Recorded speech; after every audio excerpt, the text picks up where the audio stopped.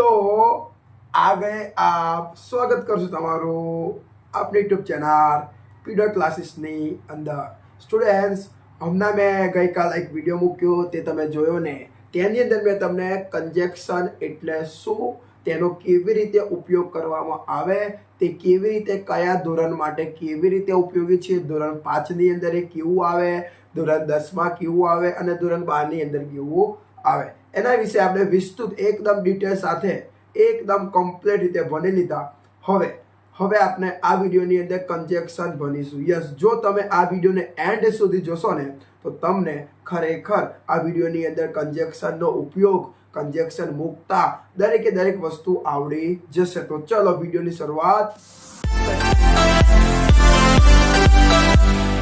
Students તમે જોઈ શકો છો સૌથી પહેલા एकदम इजी मेथड थी शुरुआत करिए पहला सिंपल थी हाई तरफ जवाय बराबर तो एनी बात करिए तो सौथी पहला नंबर 1 कंजक्शन बनशु जेनु नाम छे एंड एंड एंड એટલે ખ્યાલ આવે ને એન્ડ નું ગુજરાતી શું થાય એન્ડ એટલે અને તમે તમારા લાઈફમાં અત્યાર સુધી ઘણી જગ્યાએ એન્ડ બોલતા હશો પણ તમને ખ્યાલ નહીં હોય કે એન્ડ એ શું છે તો આજે સમજી લેજો એન્ડ એટલે અને એ કંજેક્શન છે શું છે કંજેક્શન ગુજરાતીમાં શું કહેવાય સંયોજક અને એને સંયોજક કહેવાય એન્ડ એને કંજેક્શન કહેવાય બરાબર તો જુઓ એનો ઉપયોગ કેવું કહે છે સ્ટુડન્ટ્સ કે લખ્યું છે કે બે સમાન ગુણ ધરાવતી વસ્તુ કે બાબતોને જોડે છે યસ બે સમાન ગુણ ધરાવતી મતલબ બે સમાન કાં તો એમના ગુણ સમાન હોવા જોઈએ એવું પણ હોઈ શકે માની લો બે વ્યક્તિ છે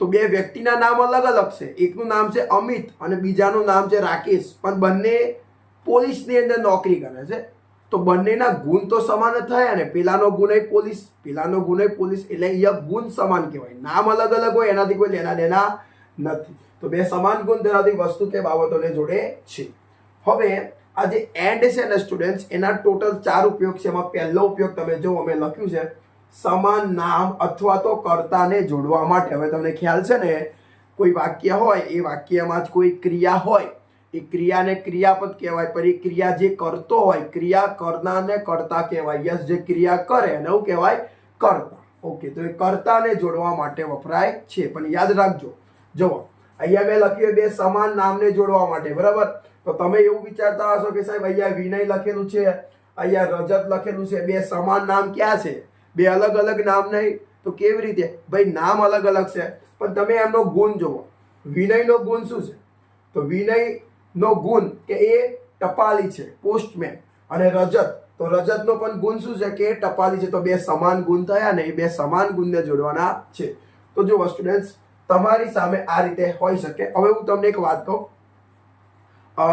જુઓ જો તમે નીચે ધોરણમાં ભણતા હોય 7માં ભણતા હોય 8માં ભણતા હોય કે ભાઈ 5માં ભણતા હોય તો એની અંદર કન્જેક્શન પૂછાય છે પણ એ આ રીતે નથી પૂછાતા એમાં વચ્ચે ખાલી જગ્યા આપી દે છે પણ એનો કોઈ વાંધો નહીં જો તમે આ રીતે પણ પ્રેક્ટિસ કરો આ રીતે પણ શીખશો ને તો પણ તમને એ ઓટોમેટિકલી આવડી જશે એનું હું તમને પ્રોમિસ આપું છું તેવી રીતે જો તમે 11-12 ધોરણમાં ભણતા હોય તો એક પ્રશ્ન છે તમારા મનમાં એવો પ્રશ્ન થતો હશે કે સર અમાર તો ફકરો આવે તમે આ કેમ કરાવી રહ્યા છો હા ભાઈ ફકરો આવે પણ મારી વાતને સમજો જો તમે આ બે વાક્યને જોડી શકતા હોય તો તમે ફકરાના 4 વાક્યને જોડી શકો ને એમને એમ ન થાય હું તમને ફકરા પણ કરાવીશ ફકરા હું તમને છેલ્લે કરાવીશ બધા જ કન્જેક્શન પૂર્ણ થયા પછી પહેલા આ રીતે બરાબર તો ચાલો ધ્યાન આપો તો હવે આપણે એને પહેલા એને ગુજરાતીની અંદર જોઈન્ટ કરશું Vinay is a postman Rajat is a postman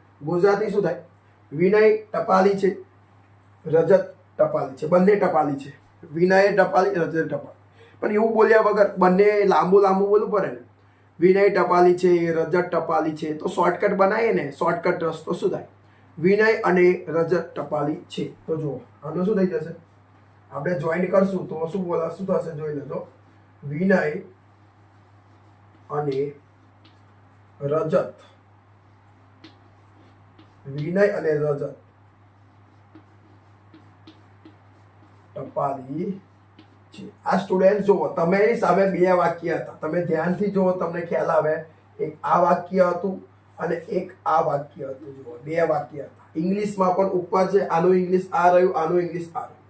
તો કન્જેક્શનનો મિનિંગ શું થાય તમને ખબર છે? કહી દઉં તમને કે તમને બે વાક્ય આપ્યા હોય તો બે વાક્યનું એક વાક્ય કરવું પડે તમારે. એટલે કે બે વાક્ય આપ્યા હોય ને તો તમારે કોઈ યોગ્ય કન્જેક્શન મૂકીને એ બે વાક્યનું એક વાક્ય બનાવવું પડે. યસ, આપેલા હોય બે વાક્ય અને બે વાક્યમાં કંઈક મૂકવાનું, કોઈ પણ કન્જેક્શન મૂકવાનું અને એ મૂકીને તમારું એક બની જાય.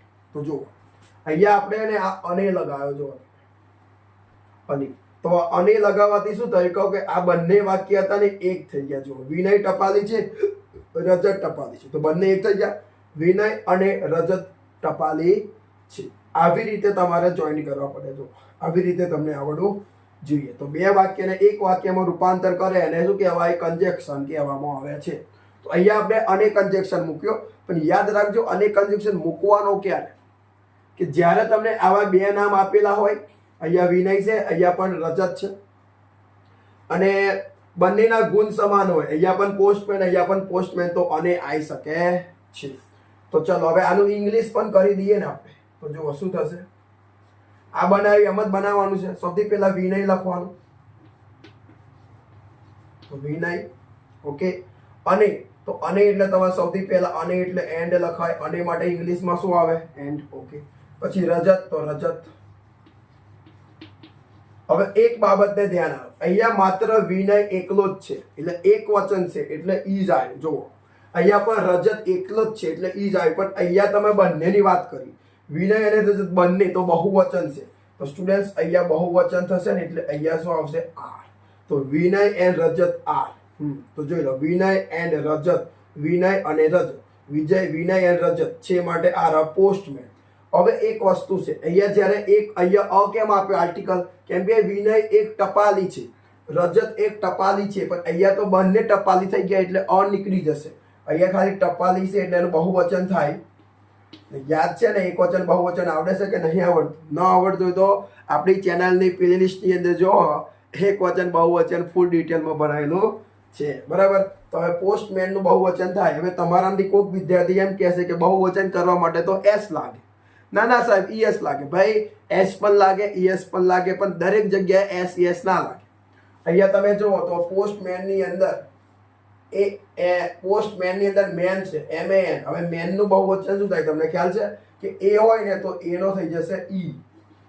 આ રીતે બહુવચન થાય, કે એસ લગાડીને બહુવચન ના થાય. તો જુઓ સ્ટુડન્ટ્સ, આવી રીતે તમને આવડવું જોઈએ. તમે જોઈ શકો છો. હું એકવાર ક્લિયર તમને કરીને આપી દઉં છું. જોઈ લો, આવી રીતે તમારે આપવામાં આવે ને તમારે આ રીતે કરવાનું હોય. જોઈ લો, કોઈ એવું કહેશે સાહેબ શોર્ટકટ શીખવાડો, તો દેખો હું તમને ડાયરેક્ટ ઇંગ્લિશમાં શીખવાડું.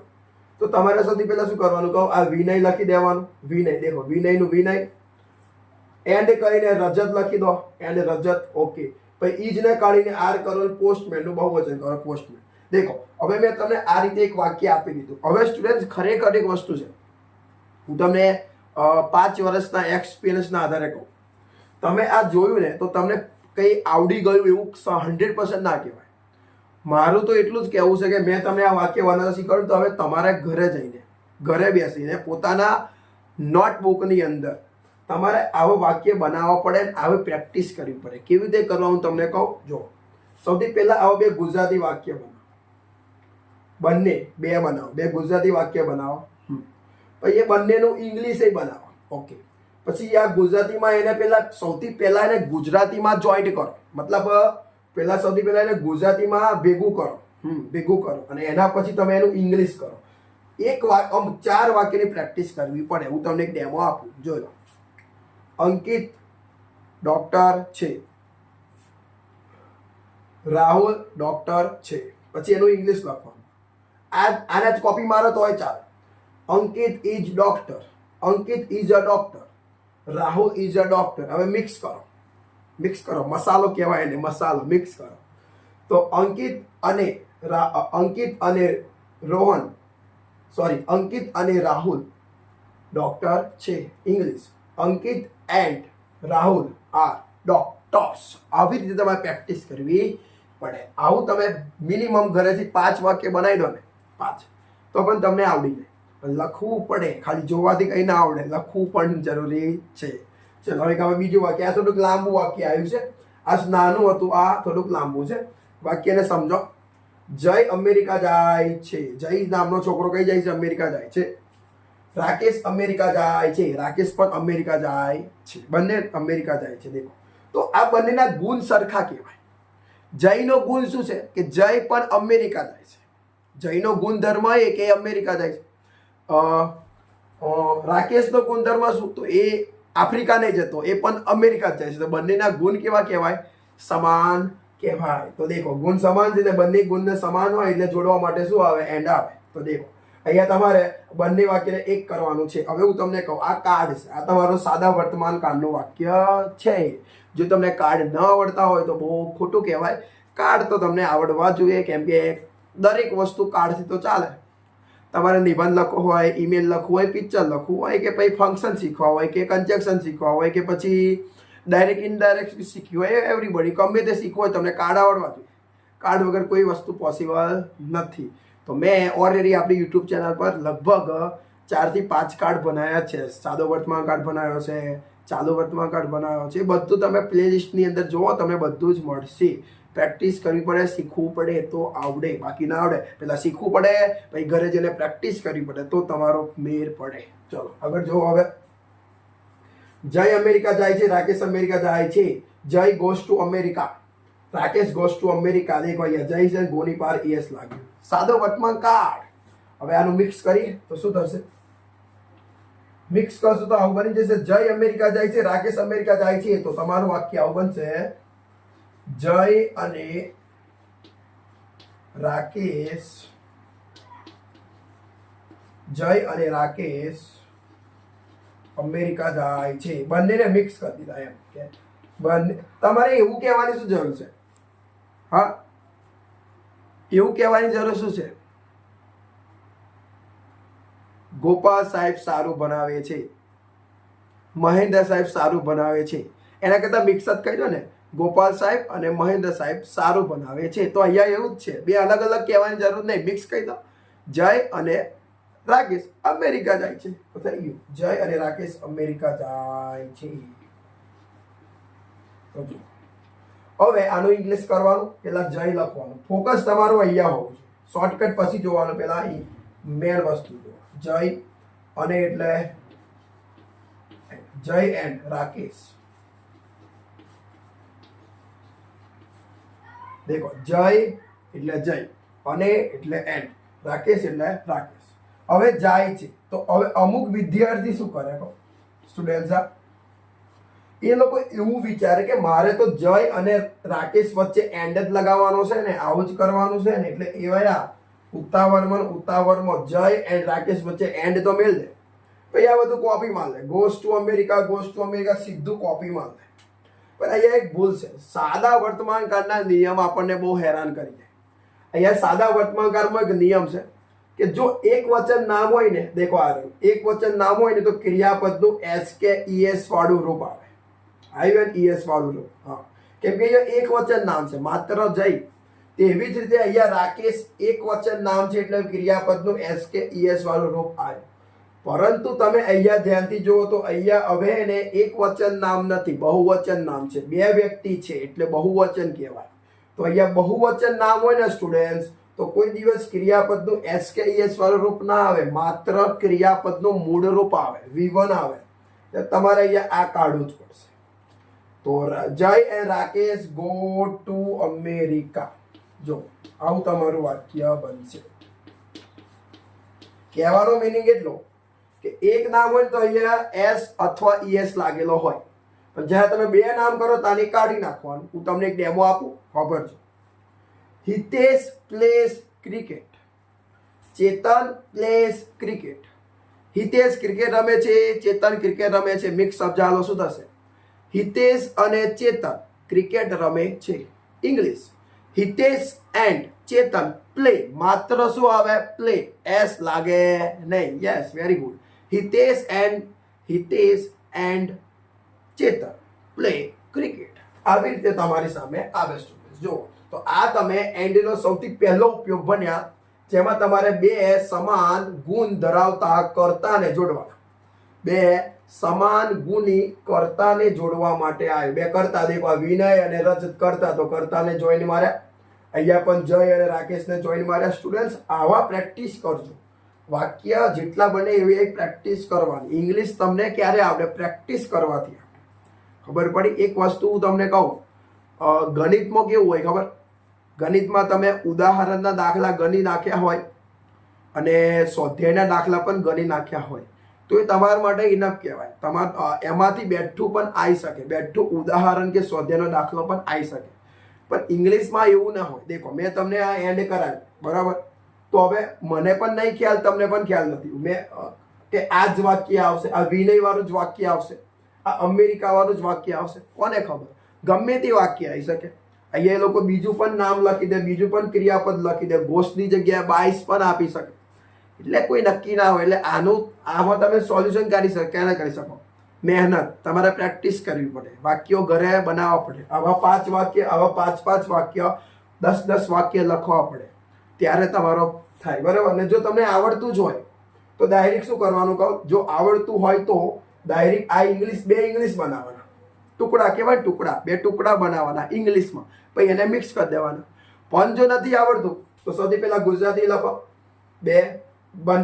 બંને ગુજરાતીમાં, બંને ઇંગ્લિશમાં, ગુજરાતીમાં અને પછી ઇંગ્લિશમાં. આવી રીતે તમારે કરવું જોઈએ. ચાલો હવે બીજો ઉપયોગ. સ્ટુડન્ટ્સ, તમે જુઓ ઉપયોગ બી, જેમાં લખ્યું છે 2 સમાન ગુણી કર્મને જોડવા. યસ, હવે 2 કર્મ હશે જે સમાન હશે. જુઓ, અનિલ વિદ્યાર્થી છે. અનિલ નામનો છોકરો શું છે? વિદ્યાર્થી. અને એ જ અનિલ શિક્ષક પણ છે. વ્યક્તિ એ જ છે જેના ગુણ 2 છે. શિક્ષક છે અને સ્ટુડન્ટ છે. તો જુઓ, એ લખ્યું Amit is a student, he is a teacher. તો તમારે જ્યારે જોઈન્ટ મારશો ને તો આ વાક્ય આવી રીતે થશે. અનિલ વિદ્યાર્થી અને શિક્ષક છે. બંને કામ કરે, ભણે પણ છે અને ભણાવે પણ છે. અનિલ વિદ્યાર્થી અને શિક્ષક છે. તો હવે આનું ઇંગ્લિશ છે. સૌથી પહેલા અનિલ એક જ છે એટલે અનિલ એક, અનિલ એટલે અનિલ, એક વચન એટલે ઇઝ. પછી અહીંયા તમારે જે હોય લખવાનું, student and teacher. Anil is student and teacher. જોઈ લો તમારું સામે આવી રીતે વાક્ય બને. Amit is a student, Anil છે, અનિલ છે, સોરી હા, અનિલ અને અહીંયા અનિલ. ઓકે. અનિલ વિદ્યાર્થી છે, તે શિક્ષક છે. Anil is a student, he is a teacher. તો વાક્ય બન્યું અનિલ વિદ્યાર્થી અને શિક્ષક છે. Anil is student and teacher. હવે તેનો ત્રીજો ઉપયોગ જુઓ, સી.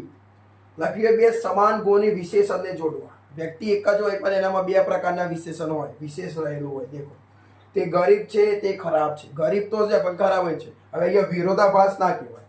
ગરીબ છે અને ખરાબ છે એવું લખ્યું હતું કે ગરીબ છે પણ પ્રામાણિક છે, તો વિરોધાભાસ થાય. કે ગરીબ છે તોય મહાન છે એમ, ગરીબ છે તોય હોશિયાર છે, તો વિરોધ થાત ને, વિરોધ કહેવાય. ગરીબ હોશિયાર છે એટલે વિરોધ કહેવાય, બરાબર? તો અહીંયા વિરોધ હોત તો ભાઈ બટ મૂકો, પણ તમારે અહીંયા એવા લેવાના કે બંને હરખા હોય, ગરીબ ને ખરાબ બે હરખું જ કહેવાય. તો he is a poor, he is a bad. તો તમારું વાક્ય એવું બનશે ને, તે ગરીબ અને ખરાબ છે. ગરીબ તો છે પણ ખરાબ હોય છે. તો જો આ તમારું વાક્ય આવું બનશે સ્ટુડન્ટ્સ. અહીંયા લખી દો, he is for, he is for and, he is for and bad. આવું વાક્ય બને, he is for and bad, he is for and bad.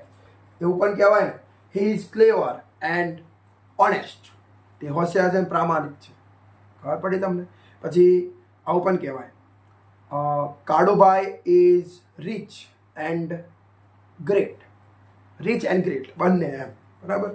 તો આવું તમારું વાક્ય બને. આ બી અને સી તમારી સામે, આના પર પ્રેક્ટિસ કરી શકો છો તમે. ઓકે, હવે આગળ સ્ટુડન્ટ્સ, એનો ડી ઓપ્શન, બે ક્રિયાપદને જોડવા માટે. યસ, બે ક્રિયા થઈ રહી છે, તમે જુઓ. મેં વાક્ય એવું લખ્યું છે કે હું ટીવી જોઉં છું, હું ચા પીવું છું. મતલબ હું ટીવી પણ જોઉં છું, ટીવી પણ સાથે સાથે જોઉં છું અને સાથે સાથે ચા પણ પીવું છું. રકાબી કે કપમાં ચા પણ પી રહ્યો છું. તો જુઓ, એ સમયે કદાચ મને કોઈ કોલ કરીને પૂછે તું શું કરું, તો એમ જ કહું ને, આવું કહું, આવું ના કહેવાય ને. હું ટીવી જોઉં છું, હું ચા પીવું છું, પેલો હલવાઈ જાય. હું ટીવી જોઉં છું, હું ચા પીવું છું. હું એમ જ કહીશ કે ભાઈ થોડી વાર અહીં ફોન કર, હું ટીવી જોઉં છું અને ચા પીવું છું. હું ટીવી જોઉં છું અને ચા પીવું છું. હું ટીવી જોઉં છું અને ચા પીવું છું. તો શું બનશે? હું ટીવી જોઉં છું અને આ હું ફરી નહીં લખવાનું, અને ચા પીવું છું. હવે ચાલો, હું એટલે આઈ, જોઉં છું એટલે એ જ લખવાનું તમારે. I watch TV. I watch TV and દેખો, હું એટલે આઈ, જોઉં છું એટલે વોચ, ટીવી એટલે ટીવી, અને એટલે એન્ડ, ચા પીવું છું એટલે તમને ખ્યાલ જ છે, ઉપર લખેલું જ છે ડ્રિંક એન્ડ ટી. આ એકદમ ઈઝી ઉપયોગ છે. તમારે ખાલી આટલું પહેલા લખી દેવાનું, આગળનું વાક્ય બી આટલું લખવાનું છે સ્ટુડન્ટ્સ, અને આઈ નહીં લખવાનું અને ડ્રિંક ટી લખી દેવાનું. તમારું વાક્ય ખલાસ થઈ જાય. જુઓ, આ રીતે બે ક્રિયાને જોઈન કરી. અહીંયા વોચ એટલે જોવાની ક્રિયા, અહીંયા ડ્રિંક એટલે કે પીવાની ક્રિયા. વોચ એન્ડ ડ્રિંક આવી ગયું ને. બીજું એક વાક્ય બોલું તમારી સામે, જોજો. હું વાંચું છું, હું લખું છું. તો મિક્સ મસાલો શું થાય? હું વાંચું અને લખું છું. હું વાંચું અને લખું છું. English I read and write, આટલું થાય. આઈ રીડ એન્ડ રાઇટ. એક બીજું એક્ઝામ્પલ જોઈ લો, નામ લઈને બતાવો તો વધારે ખ્યાલ આવશે તમને. લખું છું પ્રિયાંશી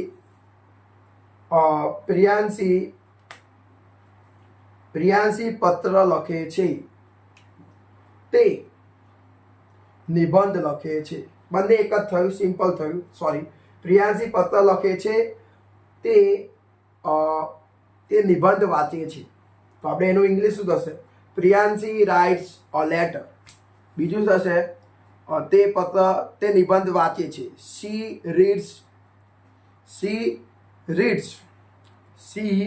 રીડ્સ એસે. તો આનો મિક્સ મસાલો શું હશે તમે? પ્રિયાંશી પત્ર લખે છે અને નિબંધ વાંચે છે. Priyanshi writes essay and reads, sorry, Priyanshi writes a letter and reads essay. તો એવી રીતે તમારું સ્ટુડન્ટ થઈ જશે. તો સ્ટુડન્ટ્સ, આ વિડીયોમાં મેં તમને માત્ર એક કન્જક્શન બનાવ્યો જેનું નામ છે એન્ડ, અને એન્ડના 4 ઉપયોગ શીખવાડ્યા છે. આ ડી વિકલ્પ તમારા માટે આઈએમપી કહેવાય.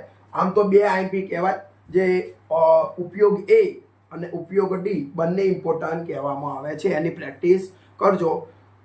હવે આવનારા વિડીયોની અંદર આપણે બીજા કન્જક્શન જોઈશું, બરાબર. તમારે જો એડવાન્સ જોવું હોય તો મેં ગયા વર્ષે બનાવેલા એના વિડીયો તમે પ્લેલિસ્ટની અંદર ચેક કરી શકો છો. આ વિડીયોના ડિસ્ક્રિપ્શનમાં પણ એ મૂકી દઈશ. ઓકે સ્ટુડન્ટ્સ, વિડીયો ગમ્યો હોય તો વિડીયોને લાઇક કરી દેજો, ચેનલને સબસ્ક્રાઇબ કરી દેજો અને પૂરેપૂરો સપોર્ટ કરવાનો ટ્રાય કરજો. મહેનત કરતા રહો.